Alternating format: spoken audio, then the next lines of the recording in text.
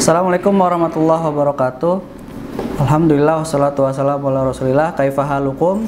Anak-anak kelas 4 SDT Nur Ala Nur. Kita lanjutkan pelajaran tematik kita. Sekarang kita buka halaman 56. Nanti insya Allah kita bahas dari halaman 56 sampai 57. Nah, di halaman 56 itu kita ada praktek ya. Praktek untuk mengetahui adanya energi panas. Nah, adapun bahannya, alatnya, ini Bapak kasih 3 opsi. Jadi ada 3 pilihan nih. Boleh menggunakan tangan saja. Yang kedua boleh menggunakan batu. Yang ketiga boleh menggunakan penggaris. Nah, jadi kalau bisa menggunakan alat seperti batu atau penggaris, batunya 2, penggarisnya 2, atau kalau nggak ada, boleh menggunakan tangan. Nah, ini untuk membuktikan bahwa adanya energi panas. Cara kerjanya gimana? Cara kerjanya yang pertama, pastikan kedua telapak tangan kalian dalam keadaan kering. Nah, dikeringin dulu ya. Keringin, jangan basah. Kalau misalnya basah, kalian lap dulu. Kemudian kalian gesek. Nah, gesek seperti ini. Gesek selama 5 menit.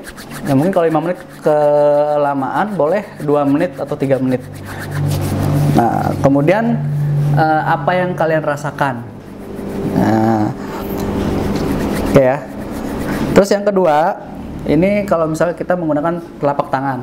Yang kedua, kalau misalnya kita menggunakan batu, yaitu caranya gesekkan kedua batu. Oke, 2 batu digesek, sama caranya digesek selama 5 menit. Atau boleh 3 menit juga. Terus kemudian kalau udah selesai, kalian pegang tuh batunya. Nah, terus apa yang kalian rasakan? Yang ketiga, kalau misalnya kalian menggunakan penggaris, misalnya ada penggaris plastik, kalian punya 2 penggaris plastik, kalian gesekkan juga selama 3-5 menit. Nah, kalau udah selesai, kalian pegang, kalian sentuh penggarisnya, terus kemudian apa yang kalian rasakan? Oke, Bapak ini ya, maksudnya kasih cara kerjanya aja. Kemudian nanti di bawahnya tuh ada pertanyaan. Nah, kalian isi dan ditulis jawabannya di buku tulis. Contohnya nomor 1, misalnya apa yang kalian rasakan ketika kedua telapak tangan kalian digesekkan? Apa yang kalian rasakan? Apakah hangat? Ataukah dingin biasa aja? Atau malah tambah dingin? Nah, kalian isi ya, sesuai dengan apa yang kalian rasakan.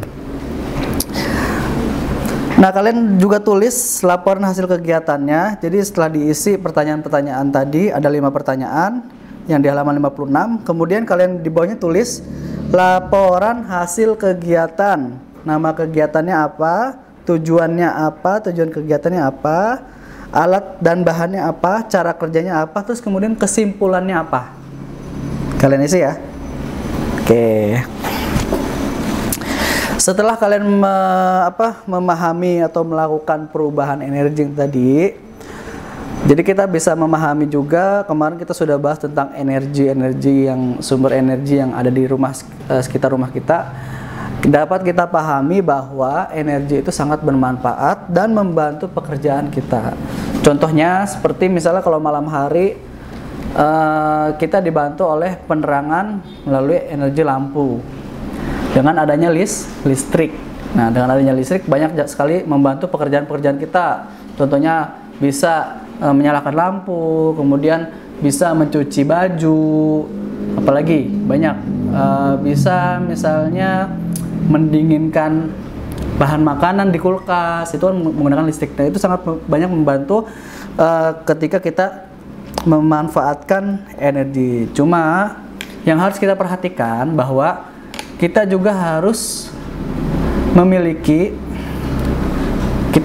kewajiban untuk menghemat energi. Ya, ini kewajiban ya. Kita juga sudah belajar hak dan kewajiban ya. Nah, sebagai manusia yang memanfaatkan energi, kita juga memiliki kewajiban untuk menghematnya. Jadi jangan semata-merta kita pakai seenaknya. Misalnya, contohnya kita menyalakan air keran. Terus nggak kita matikan setelah kita selesai menggunakan.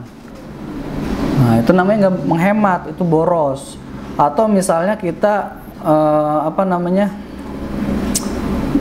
bermain HP dengan lama gitu ya, lama sekali.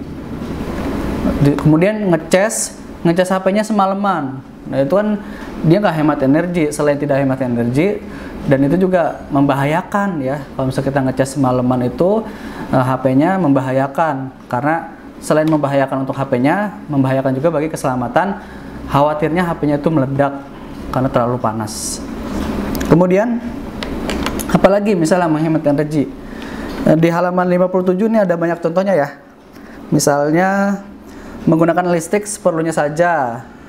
Misalnya mematikan televisi, komputer, dan lampu. Nih misalnya nih, kalau misalnya kita mau tidur, lampunya dimatiin aja biar hemat energinya. Biar nanti orang tua kita bayar listriknya juga nggak banyak.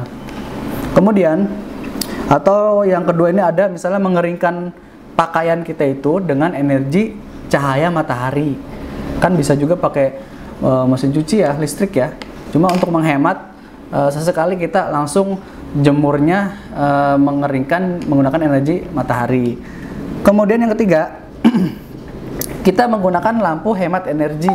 Nah sekarang kan banyak tuh lampu-lampu, merek-merek lampu yang hemat energi, yang cuma ibaratnya 5 watt, 10 watt, 25 watt. Jadi jangan menggunakan lampu energi yang wattnya itu tinggi. Jadi kita gunakan lampu-lampu hemat energi. Terus banyak ya, seperti menggunakan kipas angin saja. Wah, ketika dibutuhkan ya. Di sini ditulis tidak perlu menggunakan AC ya, gitu ya, seperti itu. Kemudian nomor 5 ada mendesain rumah hemat energi. Contohnya misalnya pencahayaannya itu baik. Jadi ketika siang hari itu rumahnya itu pencahayaannya itu dari matahari, entah itu melalui jendela atau pintu. Jadi desainnya itu rumah hemat energi. Jadi kalau siang nggak perlu kita menyalakan lampu, karena ada cahaya dari yang masuk, cahaya matahari yang masuk dari jendela atau pintu rumah kita. Dan banyak lagi ya, seperti contohnya juga ketika kita berwudu. Nah, berwudu biasanya kan kalau wudu itu airnya dibukanya tuh gede banget gitu, sampai wah air keluarnya banyak. Nah itu namanya kita tidak berhemat. Jadi harus secukupnya saja, sedikit aja airnya, yang penting dia keluar dan bisa membasahi area wudu kita, area badan kita yang akan dibasuh untuk wudu.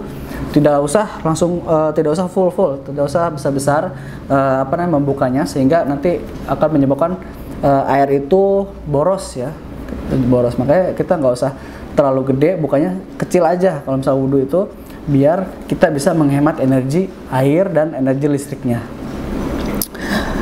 Nah itu adalah salah satu kewajiban kita, yaitu menghemat energi yang ada di rumah kita.